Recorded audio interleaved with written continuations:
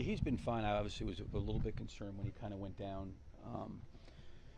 in the first half, but he was fine. He was able to get back in the game, and I think he feels good. He's gone through everything in practice, so I think he's doing pretty well. Is his increased minutes from the regular season to the postseason? Do you think that kind of plays into him having more encounters where he's gonna have more bumps and bruises along the way? Yeah, I think anytime you're out there more minutes, there's always more of an opportunity to have bumps and bruises. I think that's only natural. But I think some of his stuff that he's dealing with right now is probably, going through a long season. He's dealing with his thumb, but I don't think it's anything too serious. It's just something that probably gets aggravated here or there.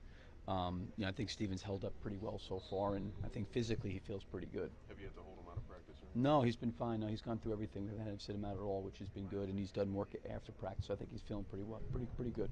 It seems like you're big on putting the emotion of the playoffs to the side and as you said, focusing on the truth.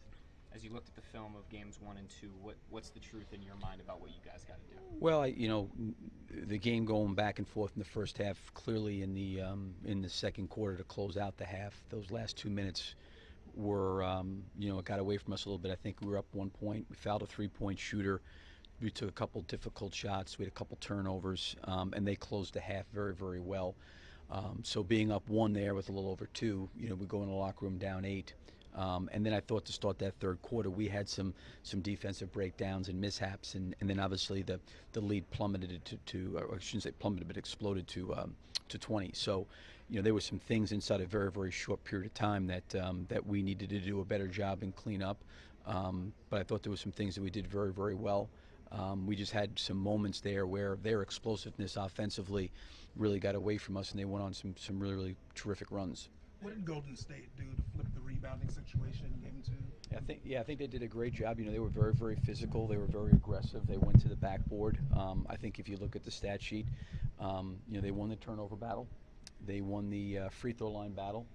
And then obviously the big part for us was the rebounding, because we've been such a good rebounding team. And they had 15 offensive rebounds in the game, and I think going into the half they got back about 50% of their missed shots. So, we've been a good rebounding team. We have to do a better job there.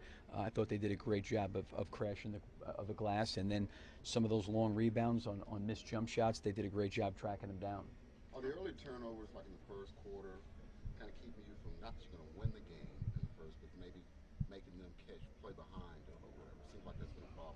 Yeah, there's no question. I think when you do turn the ball over, chances are you are going to have those. If you have heavy quarters of turnovers, generally you're not going to win that quarter. So, again, we've had moments we've done a really good job taking care of the ball, and we've had some moments we haven't done a great job. But the consistency, and that was my point, I think, after game 1, is we've got to play better and better each game as the series goes on. Billy, it looked like Kevin had some moments of frustration in game 2. Today he seemed to say, I need to do better, I need to be better.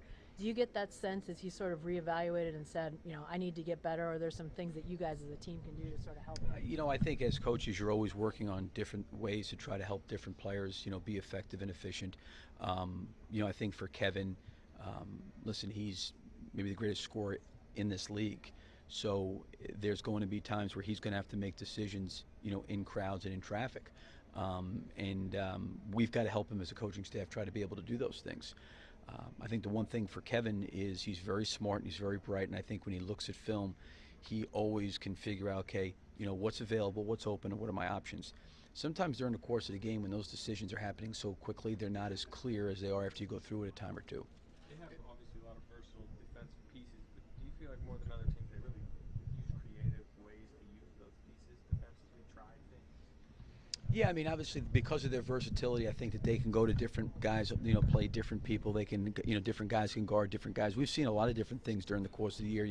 Steph's guarded Russell, he's guarded Andre. They've had situations where Draymond Green has guarded Kevin, he's guarded Serge, he's guarded Steven. So they have that kind of versatility. They can move a lot of pieces around, and different guys can guard different guys on our team. What challenges does Draymond present when he can move around like that? He has that freedom. In terms of offensively? Defensively. Well, he's a very, very smart player. He reads and sniffs things out very well. For us, I always believe that, the ball movement, the player movement, and finding the open man is important. Certainly, I think with Draymond, his basketball IQ and his savviness is really, really good. But he's not really guarding like Robertson. He's free to move. And how does that mess things up? Well, it doesn't really, because I think, in that first half for us, I mean, again, we're up 2. and it really had no bearing on us. You know, we moved the ball pretty well. Actually, we shot a higher percentage in game 2 than we did game 1. You know, I think that, you know, for us, it's just a matter of getting good shots, creating good shots, making the extra pass, and finding the open man. I think there was some times that we